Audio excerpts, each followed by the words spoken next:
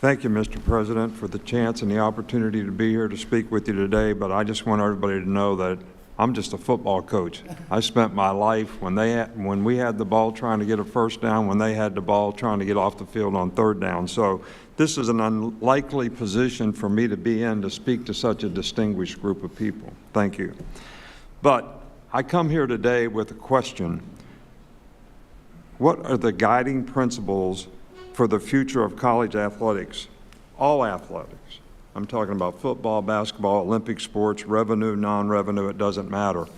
You know, my goal as a coach for my players, for our players, was to help them be more successful in life, that we would create an atmosphere and environment that would help them through personal development, academic support, 668 degrees and 17 years at Alabama, and help them develop a career as a football player. That was our goal, so that they were creating value in life and we were preparing them for their future past athletics. So what happened? You know, in this current system that we have, that became impossible to do because people, instead of making decisions about creating value for their future, they were making decisions about how much money could they make at whichever school they could go to or transfer to. So I think we have a challenge here today about the ramifications of this current system on how it helps players be successful in their future and how we can impact and create a system that will help and preserve the opportunity for student athletes to be able to have success in their future beyond athletics.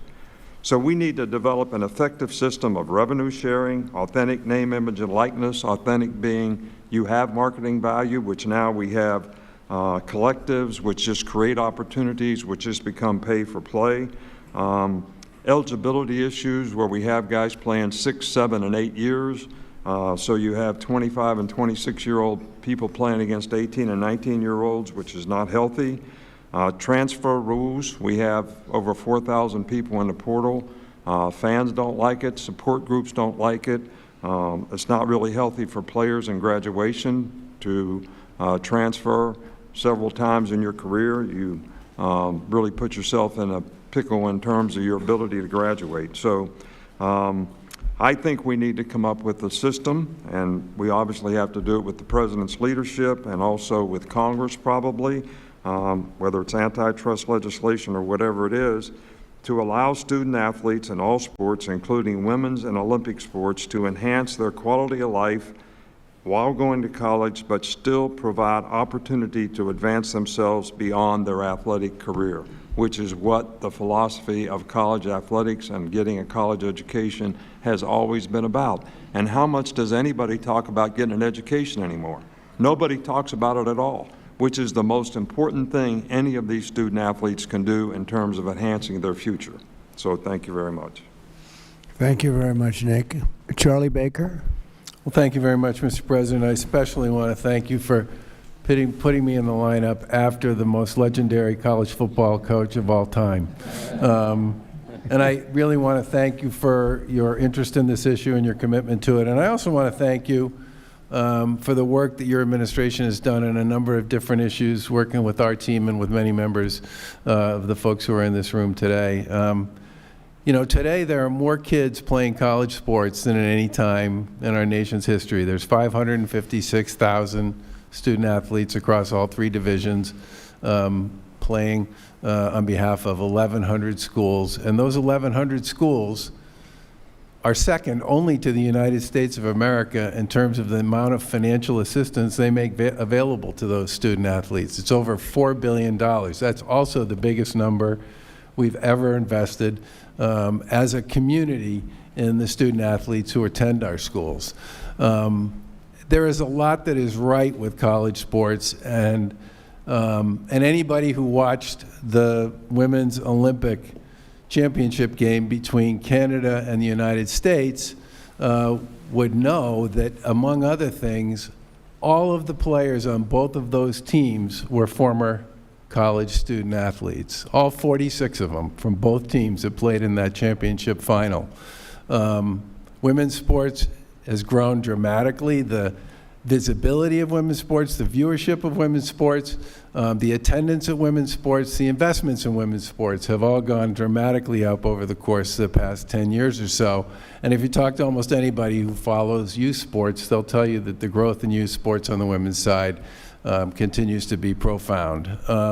But that said, everything everybody has said about the challenges we face at this particular point in time is true. And I want to give a special thanks to Speaker Johnson and to Leader Scalise for the work that they've done, to use a sports analogy, carrying the ball on behalf of the SCORE Act in the House chamber over the course of this year. It deals with the rules issue, it deals with the agents issue, it deals with some of the financial issues, it deals with the equity question, it deals with a wide variety of the issues that are challenging for so many in the college sports space these days. And the final thing I'll just say, we have, I talk to a lot of people who are connected in one way or another to college sports, both in this country and around the world, because they have children who attend college here in the U.S. And over and over and over again, the thing I constantly hear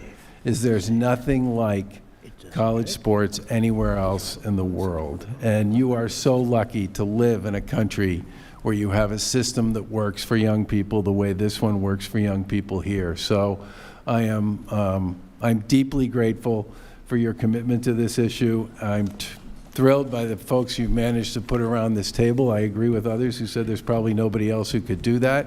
And college sports was a great thing for me and my kids and my wife and so many I know a lot of kids who wouldn't have graduated from high school, much less gone to and graduated from college if it wasn't for college sports.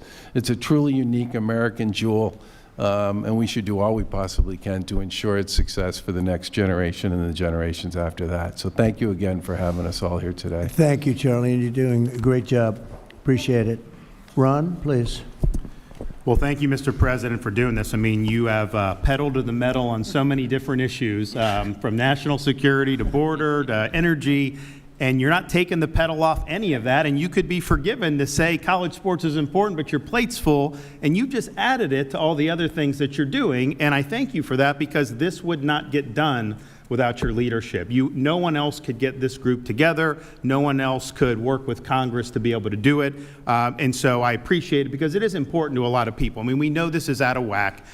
We went from a system where you couldn't give a student athlete anything. They could sell your jersey, you get nothing, to now, quarterback throws for 300 yards and they go see the coach. Hey, I need more money. Give me more money from the club. Okay, I'll transfer. Or they get money and I don't want to play in that bowl game. Sorry, I'm just going to sit out.